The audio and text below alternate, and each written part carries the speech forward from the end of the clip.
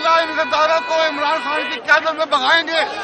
इस मुल्क में इन लोगों की जगह नहीं है। अगर हमारा खान निकल पड़े, अगर किसी और अदालत में भी पेशी हो तो बताओ, हम वहां जाने के लिए भी तैयार हैं।